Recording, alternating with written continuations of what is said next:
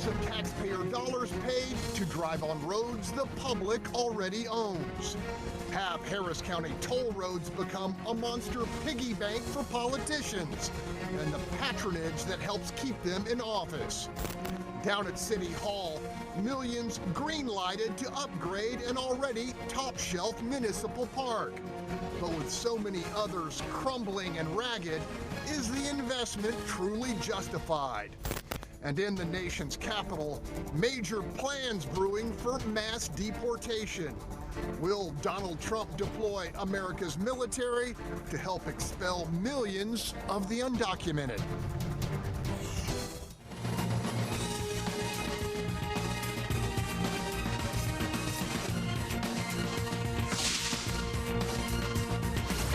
I'm Greg Grugan, and welcome to What's Your Point, where our panelists call it like they see it. Let's greet them.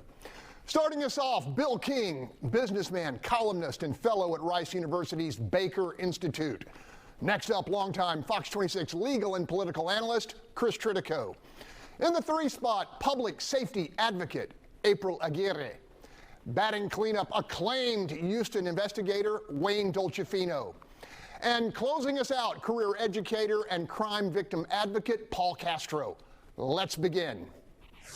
President-elect Donald Trump taking to his social media platform, Truth Social, confirming that he will be preparing to declare a national emergency and plans to use military assets to reverse the Biden, quote, invasion through a mass deportation program. The president-elect Donald Trump doubling down on his campaign pledge of a mass deportation effort, a program he's prepared to augment with the might of American military forces. While some, including conservative Senator Rand Paul, contend use of soldiers, sailors, and Marines on a domestic basis for this purpose runs afoul of the Constitution, many others say the emergency declaration will give Mr. Trump sufficient and necessary leeway. We're not talking about rolling troops and tanks, into city streets and actually having them arrest individuals. We're talking about the United States military helping with transportation, i.e. aviation assets, as well as providing temporary shelters to be able to process those we've apprehended prior to them being removed. Other hardliners simply say address the clear and present dangers with any and all means necessary. Wow. The most important thing that President Trump needs to do immediately after he swears in is to create that deportation army to go after the Tenderawa and everyone who has a criminal record that it happens to be undocumented. Panel, going after Venezuelan gangsters is one thing, but rounding up workers, for example, on construction sites or at poultry packing plants is certainly another. Chris Tritico, would the president be running afoul of the Constitution using the military? I think so. And the Constitution is clear you cannot use the military for domestic law enforcement purposes. And so if they use them in a law enforcement capacity, it certainly is in violation of the Constitution. Now they're talking now about using them as logistics, I guess is a better way to put it. And that has happened in the past by both a Democratic president and a Republican president. And so we'll see. But use of the military domestically is generally in violation of the Constitution. Let's go to our other guy with a law degree.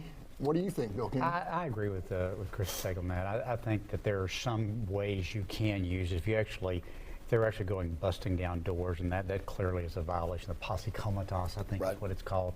But look, I think Trump loves to speak in hyperbole, and I think that's what this is to a large degree.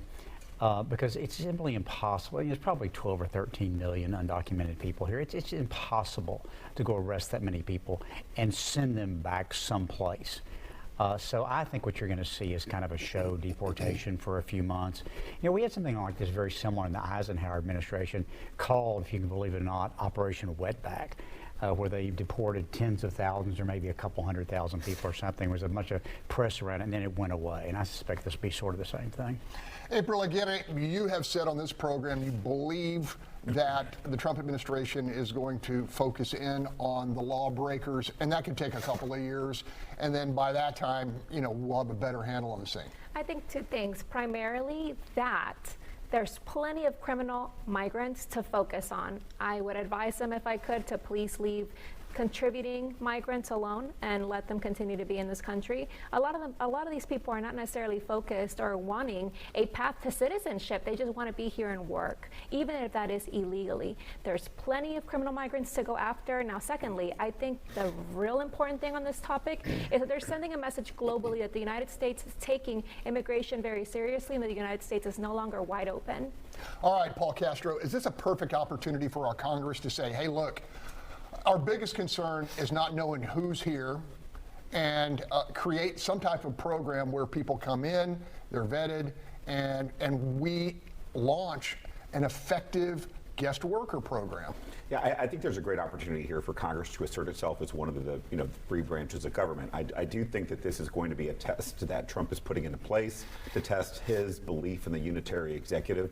And if he does that, the question is, will the courts, probably not, or Congress, hopefully, check that, even when it's Republican, Republican, Republican. And the best way to do that is to pass legislation that outlines clearly what needs to happen and or grant the president the opportunity to exert, the use of the military domestically. If that does not happen, then I think the question is, well, what happens next? All right, Wayne, pile in here. All right, I hate the word undocumented, first of all, because that's just bull, okay? They're not undocumented, they're illegal, okay? So that's my mean side, okay? My nice side tells me, let's focus on the criminals first. We got plenty of time to worry about other stuff, but Trump likes to play a game where I think he thinks maybe if he says the most outrageous things, that a lot of people will go back voluntarily because they'll be afraid. All right, Bill, the agricultural trade organizations, everybody's going to pile in here. What are the economic ramifications of losing a good share of the current undocumented labor force? Let me just say for a second, not everyone that's here that doesn't have authority is not here illegally. All the DACA kids came here as youngsters.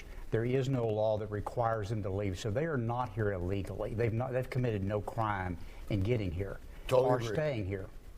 And so not everybody that is here illegally. But look, if you deported 10 or 11 or 12 million people, it would be an economic disaster for the United States. You go to any construction site, you go in the back of any kitchen of a restaurant here in this city, and you see who's working.